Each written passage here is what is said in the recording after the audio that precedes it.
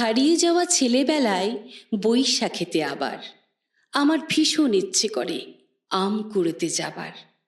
খুকু পিসির বাড়ি থেকে দৌড়ে কাকার বাড়ি, আবার যদি দুরন্ত সেই ঝড়টা হতে পারি। আকাশ জুড়ে মেঘ করলে বৃষ্টি হবে জানা, ইচ্ছে করে শুনবো তখন মেঘের পরোয়ানা। কোথায় যেন কোন সে দেশে গ্রাম ছিল কণ্টায়, বৃষ্টি এলে ইচ্ছে করে মায়ের কাছে যায়। আশ্বিনেতে রোদ ঝলমল মহালয়ার সুর, আমার তখন সমস্ত দিন অথই সমুদ্র।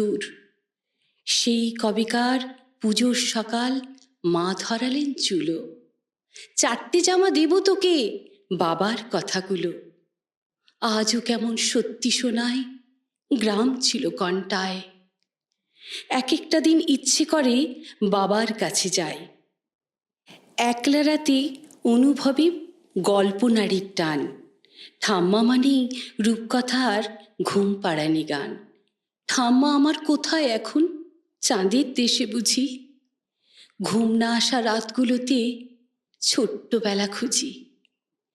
স্কুলের গেটে অপেক্ষাতে ভালো লাগার মুখ, স্বপ্ন দিয়ে জড়িয়েছিল প্রেমিক আগন্তুক। অনেক অনেক স্বপ্ন নিয়ে বেরিয়ে পড়ার পর বউবাজারের সরু গলি এখন আমার ঘর।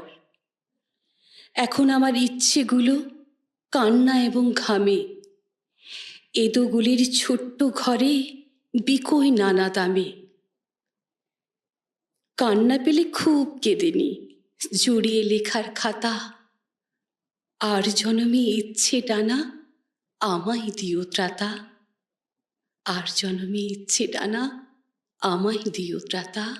এই সময় কৌশিক দাস ভীষণ একজন নীরব কবি, চুপচাপ লিখে চলেন। খুবই ভালো লাগে। হ্যাঁ, ভীষণ ভালো লেখা ওর। সবচেয়ে বড় কথা, এই কবিতাটা ছোট কিন্তু বার্তাটা অনেক গভীর। একদম। আচ্ছা, মুকুলের তো দুর্গাপুর থাকা হয়, কিছু সুন্দর মুহূর্ত বা কিছু স্মরণীয় সময় যেটার থেকে তোমার কবিতার প্রতি একটা আগ্রহ বেড়েছে কিংবা কবিতা তোমাকে স্বাদ দিয়েছে, এরকম কিছু ঘটনা? অ্যাকচুয়ালি আমার স্বামী কর্মসূত্রে বাইরে থাকেন। আচ্ছা, হ্যাঁ, তো আমাকেও সঙ্গে সঙ্গেই যেতে হয়। হ্যাঁ, যেতে হয়। স্বাভাবিক। ভারতবর্ষের অনেক জায়গা ঘুরেছি। বিশেষ করে আসামে থাকাকালীন একবার মানে ওএনজিসির আমরা ক্যাম্পাসের আন্ডারে থাকতাম, তো ওখানে অয়েল রিফাইনারি হয়। তো সেখানে একবার প্রচুর বিধ্বংসী আগুন লেগেছিল। তো আমার বড় ছেলে তখন সদ্য একদম এক বছরের মতো বয়স।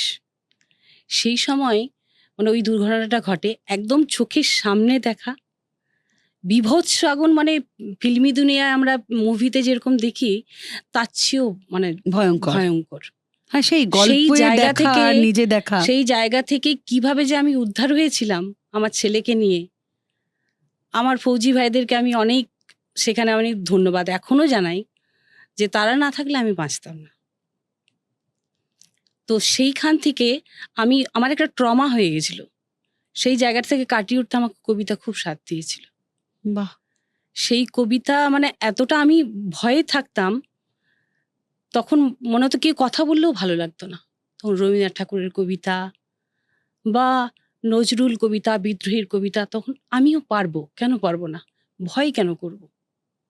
এখান থেকে ধীরে ধীরে আরো কবিতা বাহ, বাহ, থেকে বাহ। আমি নতুন একটা জীবন লাভ তো করেছি। আমি ভয় করব না, ভয় করব না। এইভাবেই তো হয়। কোনো না কোনো একদম। একটা বিষয়ে যখন ডুবে থাকার ইচ্ছেটা তো এইভাবেই কোনো না কোনো একটা সূত্র ধরে চলে আসে একদম। জীবনে। এবারে কি শোনাবে বলো? তুমি জানতে না বুঝি, আসলে স্নিগ্ধতা হলো একটি বর্ষাকাল। কেউ বলেনি তোমাকে, সে এমনই এক বর্ষাকাল যে নিজের ইচ্ছে মতো ভেসে বেড়াতে পারে, ভেসে বেড়ায় আকাশে। আজ এখানে বৃষ্টি হলো খানিক, তো কাল ওখানে বাদলা, থেকে থেকে ঝোড়ো হাওয়া আর ঘূর্ণি বাতাস তো আছেই। আমি চোখ বন্ধ করলেই দেখতে পাই, যেই বৃষ্টি শুরু হলো অমনি বাচ্চারা সব হাত ছাড়িয়ে ছুট লাগালো মাঠে ঘাটে। আর মাটির দেওয়াল ও টিউকলের সামনে দাঁড়িয়ে গাঁয়ের বউরা তাদের হাঁসগুলোকে ডাকতে লাগলো, চই চই, চই চই, চই চই।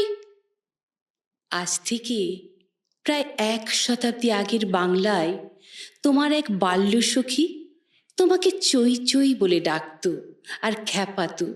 তোমার মনে পড়ছে কি? আজ এই জন্মে তুমি শীতের দেশের হাঁস।